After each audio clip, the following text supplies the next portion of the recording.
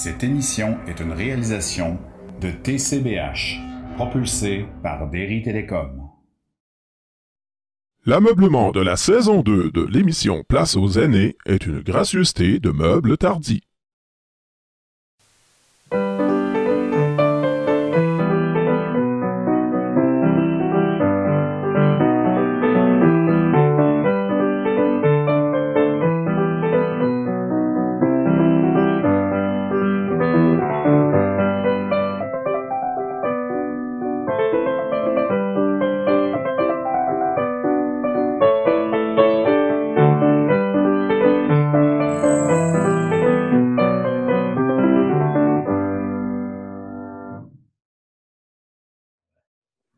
Alors, bonjour tout le monde. Bonjour Christiane. Bonjour Michel.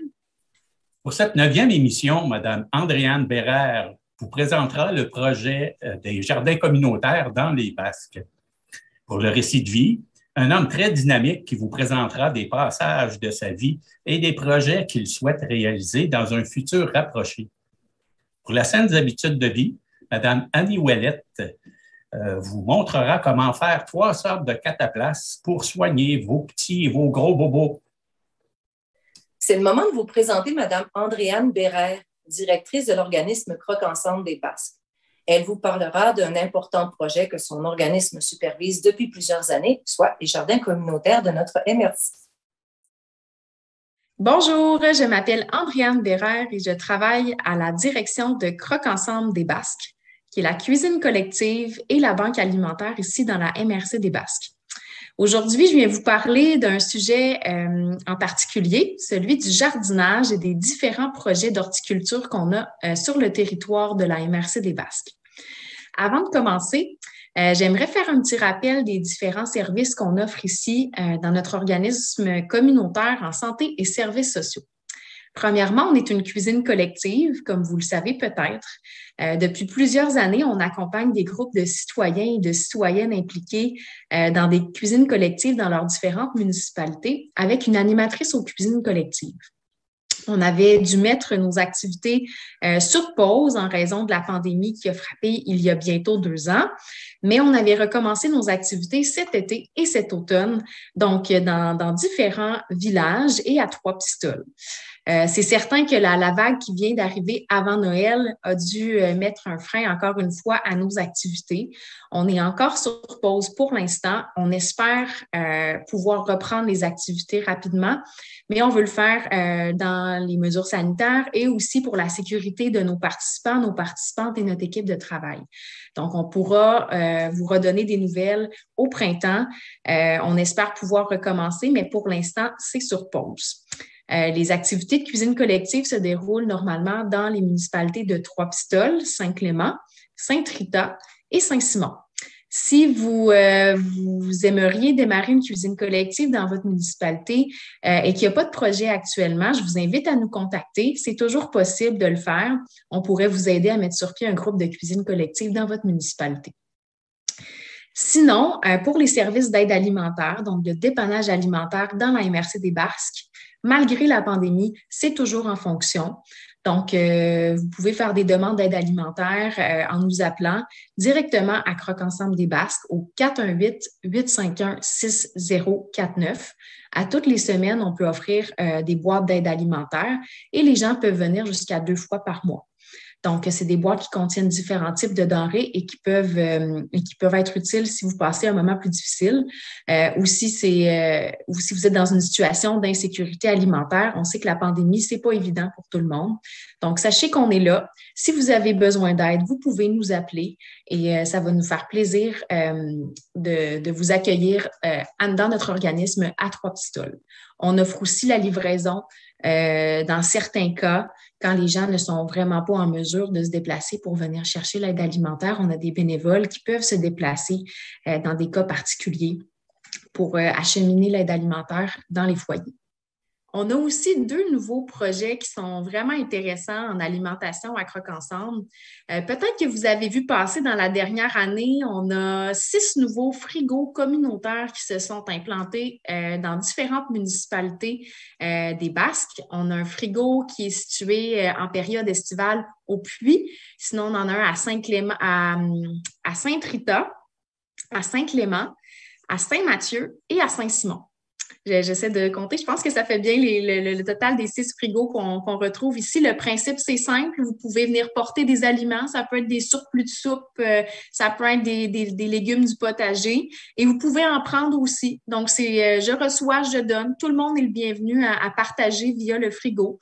L'idée, c'est de ne pas gaspiller de la nourriture et de partager avec ses concitoyens. On a aussi un autre beau projet qui a vu le jour l'année passée. Ça s'appelle Cueillette solidaire. C'est des groupes de cueillettes bénévoles qu'on a organisés sur le territoire. Donc, on a une personne qui organise pendant l'été des activités de cueillette. Ça peut être des cueillettes de fraises, de pommes, de bleuets, j'en passe. L'idée, c'est de se retrouver entre bénévoles, de cueillir des fruits. Et c'est tout à fait gratuit. Les fruits que vous cueillez sont remis en partie à la Banque alimentaire pour le service d'aide alimentaire.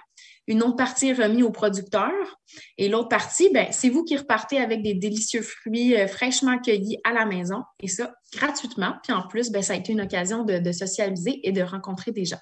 Donc, voilà 2 nouveaux beaux projets. Si vous avez des questions, contactez-nous. Ça va nous faire plaisir de vous donner plus d'informations. Donc, voilà pour le petit rappel par rapport à nos services ici à Croque Ensemble.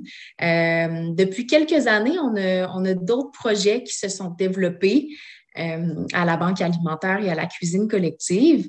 L'un d'eux, c'est le projet, c'est pas un projet en fait, c'est plutôt un accompagnement que l'on offre à différents projets de jardin sur le territoire. Là, ça a l'air peut-être tôt pour parler de projets de jardin parce qu'on est en hiver au moment où on tourne cette capsule-là, mais ça reste que c'est le moment des fois de planifier les jardins à l'avance. On parle d'achat de semences, par exemple, qui se font normalement à l'hiver, au printemps. Donc, l'idée aujourd'hui, c'est de faire un petit tour des différents projets de jardinage qu'il y a sur le territoire.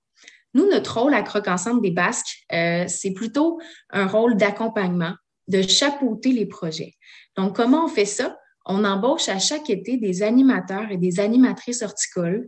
Depuis maintenant, là, ça va être la 3e année, pour pouvoir soutenir les citoyens et les citoyennes qui s'impliquent dans des projets d'horticulture.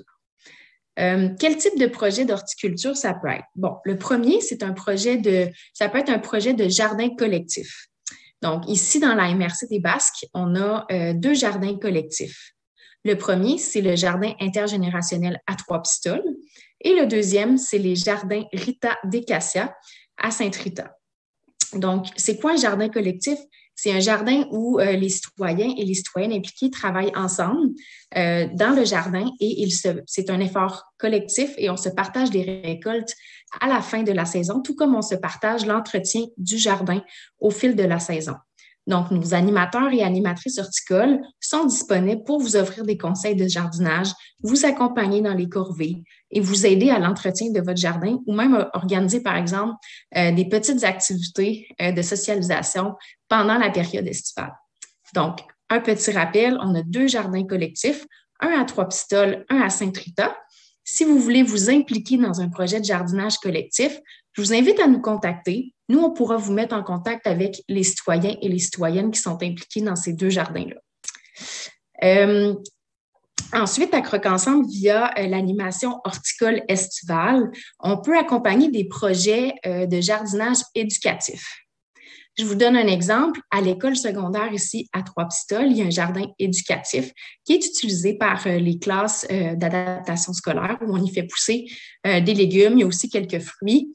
Et nos animateurs et animatrices horticoles donnent un coup de main pour l'entretien du jardin. C'est un projet vraiment à vocation scolaire, mais nous, on accompagne ce projet-là. D'autres projets éducatifs qu'il pourrait y avoir sur le territoire, c'est par exemple en lien avec les terrains de jeu. On donne des ateliers dans différents terrains de jeu et aussi on pourrait donner des ateliers à la maison de la famille ou dans les centres de la petite enfance ou dans les garderies en milieu familial. Sinon, il y a d'autres projets de jardinage sur le territoire. Peut-être que vous en connaissez et qu'il y en a près de chez vous. C'est des projets de jardin communautaire. Donc, un jardin communautaire, qu'est-ce que c'est? C'est un jardin où les citoyens et citoyennes impliqués se séparent des parcelles. Donc, c'est un jardin où différentes parcelles sont assemblées. Les gens peuvent venir jardiner ensemble, mais tout le monde a son petit lopin de terre. On recense quelques projets de jardin communautaire sur le territoire. Peut-être qu'il y en a qui vont m'échapper aujourd'hui. Si c'est le cas, n'hésitez pas à nous appeler pour nous le dire, hein, si vous êtes impliqué dans un jardin communautaire que je n'ai pas nommé aujourd'hui. Ça va me faire plaisir de le noter, puis peut-être qu'on pourrait vous accompagner aussi pour d'autres saisons.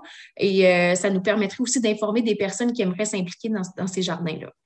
Alors, en termes de jardin communautaire, il y en a un à Saint-Clément, au cœur du village. Donc, c'est des citoyens et citoyennes qui sont là à chaque été. Il y en a un également, un nouveau projet de jardin à Saint-Mathieu-de-Rioux. Donc, c'est encore là au village.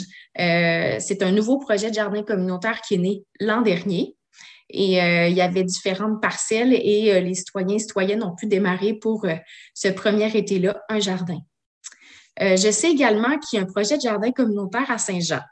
Par contre, dans les dernières années, nous, on n'a pas accompagné ces citoyens et ces citoyennes-là. Si jamais c'est quelque chose qui vous intéresse et que vous participez à ce jardin communautaire-là et que vous aimeriez bénéficier des conseils de nos animateurs et animatrices horticoles, je vous invite à nous contacter. On peut vous aider dans la préparation de votre jardin, à l'entretien des fois, puis aussi à organiser peut-être des fois des petites activités de socialisation. On sait qu'il y aura probablement aussi un projet de jardin communautaire à Saint-Simon. C'est un projet qui devait avoir lieu l'été dernier, mais qui, à cause de la pandémie, a été un petit peu mis sur la glace. Mais il y aura probablement des parcelles disponibles au cœur du village à Saint-Simon via de la culture en bac de fibres de verre. Donc, c'est un projet à surveiller pour vous si vous demeurez à Saint-Simon et que vous n'avez pas accès à un espace pour jardiner. Là, j'essaie de penser si j'ai oublié des projets de jardin communautaire. Je ne penserais pas.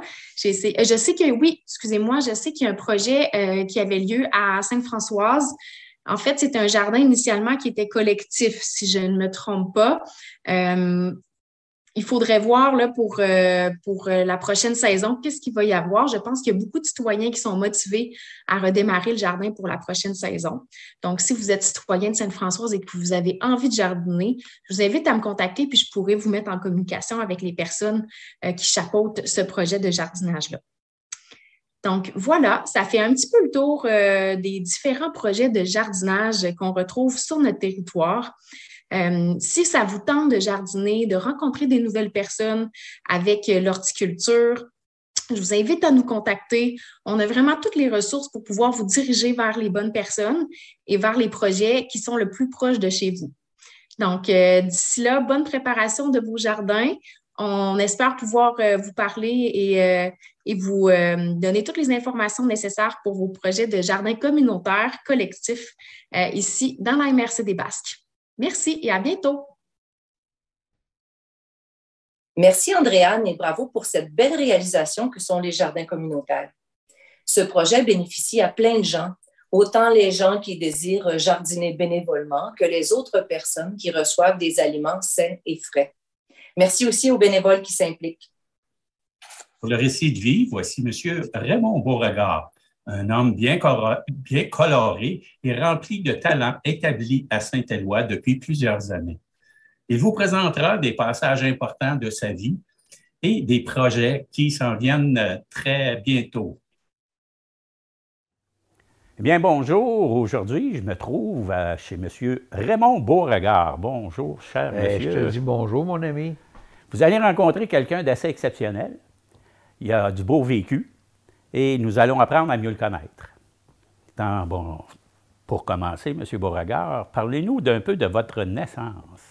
Écoute, je suis né, moi, dans le lit de ma mère, un 3e étage sur la rue Saint-Denis, un 18 de juin 1942. Alors déjà, vous savez mon âge. Puis parlez-nous donc de votre mère, justement, votre père. Ah, ma mère, c'était une belle personne, blonde, infirmière en chirurgie à Sainte-Justine, qui était sur la rue Saint-Denis avant, et était d'une douceur, un moment extraordinaire, un peu comme moi, là. Je veux dire, ça, en tout cas, non, je ne veux pas trop me mentir, mais j'adorais ma mère et mes parents. C'était une personne extraordinaire. Elle m'a bercé longtemps. Votre père? Mon père a un peu, c'est sûr que j'ai comme mon père, le verbe facile, charmeur. Il était agent manufacturier dans le temps. Il a commencé dans la Guinée, OK? Alors, les gens qui étaient dans la Guinée, mais ils faisaient toute la province, correct? Alors, donc, il importait de la laine, mais c'est vrai, le vrai peddler, comme on disait, là. C'est un gars dans la Guinée. Fait qu'il connaissait ça comme Barabas en passion. Il avait une valise? Hein, pardon? Tu promenais avec une valise? Oui, il y a une valise d'échantillons, mais au début, c'était de la laine. Fait que c'était pas gros, hein, les balles de laine. C'était pas pesant. Et puis, surtout, dans la laine, c'était toutes des femmes, hein. Fait que c'était des femmes qui tissaient, fait que papa, ben, il aimait beaucoup les femmes, à part, bien sûr, ma mère, il l'aimait beaucoup, mais c'était le vrai voyageur de commerce, tu sais, veux dire? Pouvez-vous nous parler brièvement de votre enfance et de votre adolescence? Écoute, dans mon enfance, nous autres, vu que c'était une maison-appartement, on a vécu avec, c'était des Juifs, c'était des Irlandais, des Canadiens français, mais il n'y avait pas de Chinois et ces choses-là dans ce temps-là, tu sais. Puis on jouait sur une galerie, c'était comme une cour en bois, correct? Et c'était notre terrain de jeu, parce qu'on n'avait pas le droit d'aller d'en bas, c'était trop dangereux, le tramway passait là, puis tout ça. Fait que dans le fond, on jouait à taille, on jouait à cachette, corde à danser. Tu sais, c'était les filles puis les petits gars dans ce temps-là, il n'y avait pas de problème. Puis nos petits juifs, on les aimait bien, mais ça parlait juste anglais. Ben. Puis ben, moi, je ne savais pas le yiddish dans le temps, fait que correct. Puis les Irlandais, ben, ça parlait un peu comme dans le Nouveau-Brunswick. Puis à l'adolescence? À mon adolescence, là, c'était le bout de bout. Je faisais du scoutisme, j'étais cadet de la marine, je livrais à la pharmacie, OK? Puis dans les périodes de hockey, là, le samedi, je faisais de l'argent. Des 25 cents, les gens appelaient à la pharmacie, ils avaient le droit dans ce temps-là de commander une bouteille d'aspirine, un coke, un Players, Score-Tip. Et là, il fallait que je livre pendant le hockey, mais là, ils laissaient l'argent, là, avec des 25 cents. Vous avez été animateur pour les aînés? Oui, j'ai été animateur, j'ai été 18 ans, animateur dans une résidence qu'on appelait les Marronniers de Vimont-Laval. C'est là que j'ai commencé, suite à une vente d'une carte d'affaires, puis c'était un projet qui était... Alors, j'ai été, dans le fond, animateur, chanteur, balayeur, chauffeur, OK? Pour cette résidence-là? Pour cette résidence-là, mais c'est sûr qu'après ça, ben, ça a évolué, tout ça, mais les premiers qui étaient là, moi, j'ai été employé comme animateur, mais je faisais des achats, employais des chanteurs, on a des guitaristes. Vous faisiez quasiment des loisirs? Ben oui, j'étais animateur en loisirs, mais mon boss, il a profité de moi, vu que un petit peu... Bon gars. Ben, un petit peu débrouillard, tu sais, je veux dire. Alors, je faisais bien des métiers. Puis on vous a approché pour faire une émission de télé? Ah, là, c'est Mme Pierrette Wash, chez Vidéotron. Une gentille madame qui m'a approché à la même résidence. Et puis, elle dit, Raymond, elle dit, j'aimerais ça, elle dit, qu'on fasse une émission. C'est sûr qu'elle avait vu avant mon boss, qui était André Cazobon, correct? Un gars qui connaissait beaucoup la construction, un administrateur. Fait que Pierrette a dit, Raymond, elle dit, j'aimerais ça qu'on fasse de la télévision. On va inviter des invités qui auraient un peu comme vous autres, qui auraient, mais c'était Vidéotron. Et là, elle dit, on va décrire des choses correctes, on va inviter des invités, puis là, ben, on va t'interviewer, tout ça. J'ai dit, Pierrette, j'ai une maudite bonne idée. J'ai dit, pourquoi on n'interviewera pas nos résidents des métiers qu'ils ont exercés? Ah, c'est là que ça a commencé. Et de là, c'est pour ça que j'ai laissé une personne chez vous, Jocelyne, ça l'a nommé, elle est bien fine, des films de Vidéotron, que j'ai des droits, c'est sûr. et que là, il y a un métier de laitier, OK, qui travaillait dans le Red Light, OK, Hubal Campagna, feu. Après ça, j'ai eu une madame, elle était bomb tester, c'est que c'est en anglais. Ouais. Elle a testé les bombes dans le lac Ontario. Elle fait ça juste une fois, j'imagine? Elle faisait juste, non, ben, elle faisait ça plusieurs fois. Non, mais Michel, c'était sérieux, moi, je ne savais pas ce que c'était. Après ça, j'ai une madame Morin, feu Hélène. Elle faisait de la gravure sur les verres. Tu sais, les beaux verres en mousseline, c'est ça. Et mais, alors, on a fait plusieurs émissions là-dessus, puis il y avait toujours des invités, puis c'est là que moi, j'ai lâché vite, qu'on m'a appelé, on dit, c'était tous des psychologues, là, j'ai dit, moi, je suis l'animatologue, puis ça a resté. C'est bon. C'est bon. Parlez-nous de votre art populaire. Ah, l'art populaire. Ça a commencé quand je suis arrivé ici à Saint-Éloi, correct? Bon, la maison s'est libérée, c'est la maison des veilleux ici. Puis bon, ma femme est une veilleuse qui est née à Saint-Clément, etc. Donc, elle fait une partie du coin. Et là, en arrivant ici, elle a décidé, bon, on achète la maison, mes parents sont décédés, mon frère est rendu au basque, etc. Et là, je me fais opérer pour le genou. Bien, c'est sûr, quand tu es dans le sport, puis que tu mesures à la pétanque peut-être des milliers de fois, ton genou, il est fini. Ils m'opèrent pour le genou, mais là, imagine-toi, Raymond Beauregard qui reste à rien faire puis qui ne parle pas. Oh boy! Là, j'avais un problème. Alors, j'ai dit, Brigitte, va me chercher vite une planche. Et je me suis mis à gosser. Alors, c'est là qu'est devenu l'art populaire.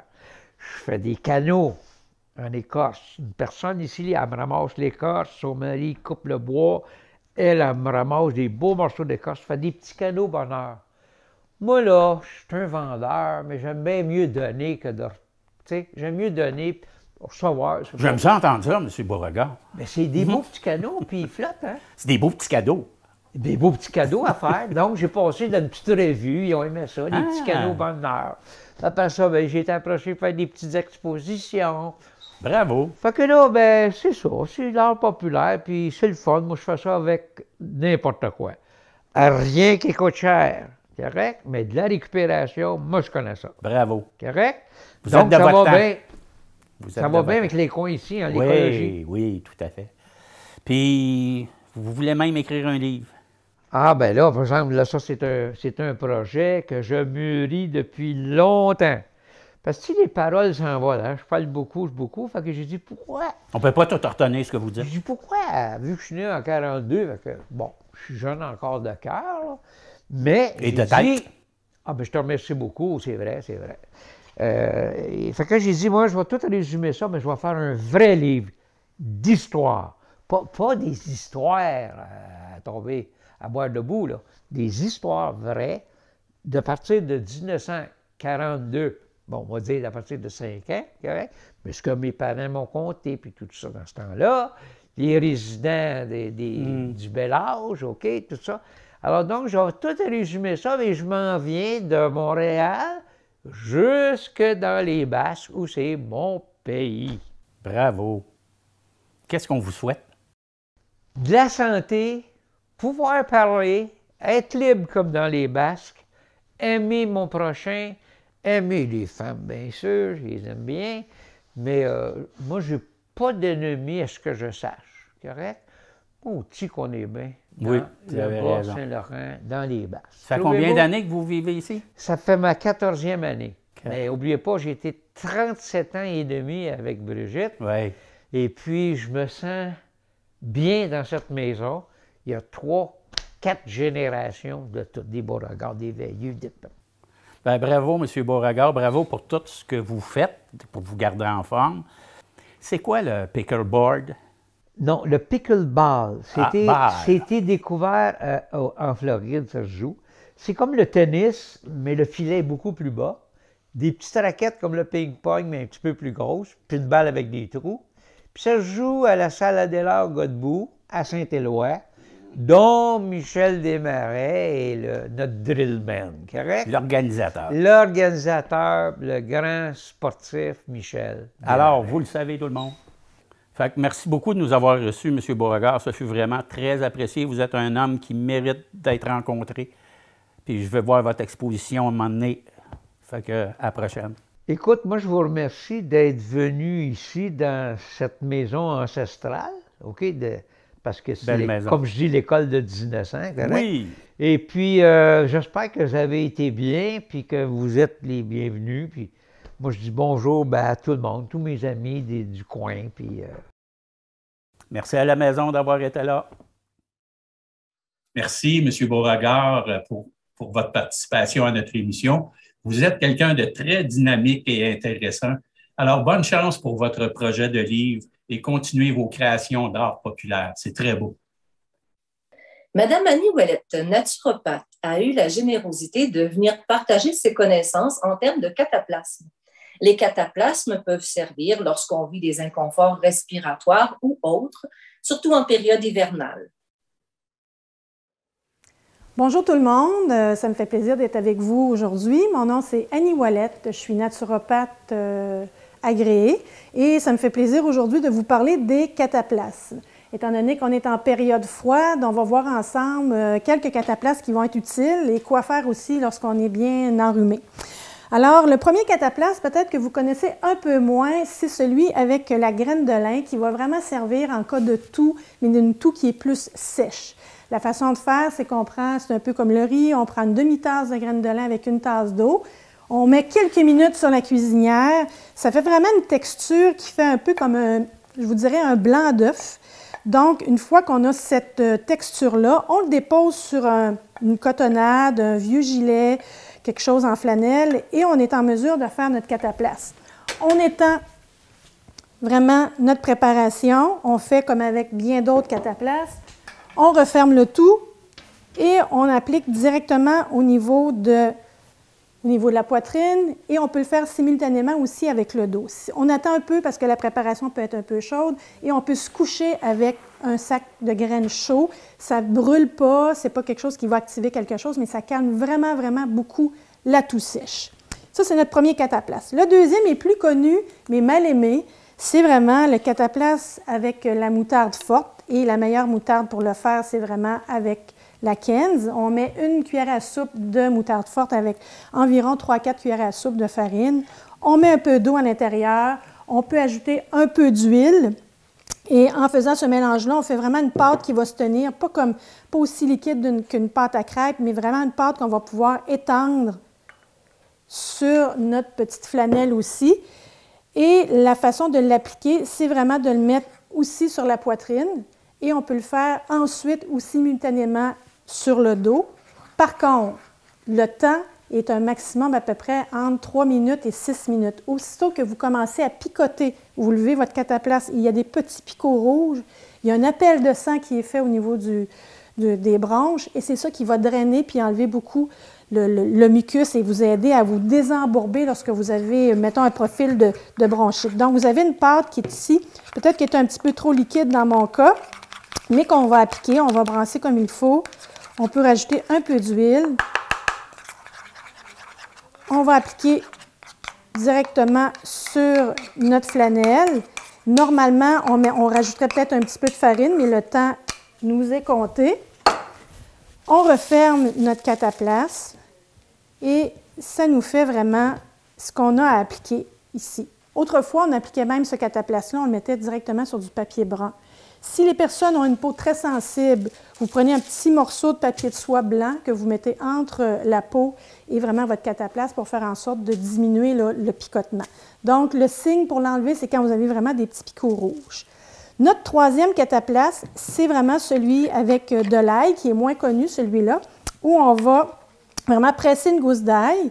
On va mélanger avec un peu d'huile. Là, je n'ai pas pris nécessairement la quantité exacte, mais normalement, vous auriez assez de matière pour faire 2 cataplasmes. Vous déposez la préparation d'ail sur votre petite cotonnade. Moi, j'ai pris des cotons pour démaquiller les yeux.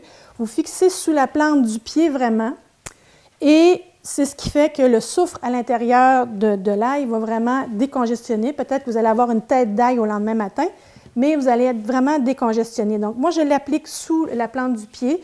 Je fixe ça avec... vous pouvez mettre vraiment quelque chose qui va tenir. Moi, c'est ce que j'ai à la maison. On sert de ça en physiothérapie. Et on peut mettre aussi un petit collant que j'avais ici, pas très loin, que vous pouvez prendre, qu'on a tous à la maison. Une paire de bas. On laisse le cataplasme peut-être 1 heure pour un enfant, pas plus, pour les petits-enfants. Et nous, on peut passer la nuit avec un cataplasme comme ça, fait que c'est très, très, très efficace. Alors, c'est ce que j'avais à vous dire sur les 3 sortes de cataplasmes. En terminant, sachez que par rapport à quand on est vraiment embourbé, qu'on a sinusite, bronchite et tout ça, qu'on a un encombrement au niveau du plein de mucus, évitez tout ce qui est formateur de mucus. On parle de bananes, on parle de produits laitiers. Si vous mangez très sucré et tout ça, c'est des choses qui vont vraiment vous embourber. Donc, prenez du repos, buvez chaudement, ne vous surchargez pas d'alimentation, des bons bouillons, des bonnes soupes et aussi d'avoir un bon sommeil. Alors voilà, c'était la petite capsule sur les cataplasmes. Et si vous êtes intéressé à voir le document qui résume les 3 cataplasmes que je vous ai parlé aujourd'hui et d'autres cataplasmes, Madame Jocelyne Albert, qui s'occupe de tout ça, vous pouvez la rejoindre au 851-31-78 et vous aurez accès aux copies pour prendre connaissance de ces cataplasmes. Je vous remercie. Bonne fin de journée.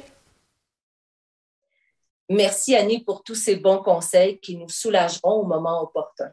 Rappelez-vous que vous pouvez avoir le document d'Annie par écrit en appelant Mme Jocelyne Albert au 418-851-3178. Alors, espérant que vous avez apprécié cette 9e émission de Place aux aînés. Lors de la prochaine émission, ce sera au tour de Mme Catherine Bérubé qui nous décrira les services offerts pour les soins à domicile par notre réseau de la santé. Pour le récit de vie, M.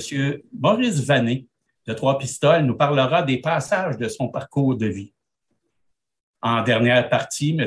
Guylain Landry, responsable du Centre de conditionnement physique, nous montrera une routine d'exercice d'échauffement facile à exécuter chez vous à chaque jour. Alors, merci beaucoup d'être avec nous et à la prochaine. Bye, Christiane. Au revoir, Michel.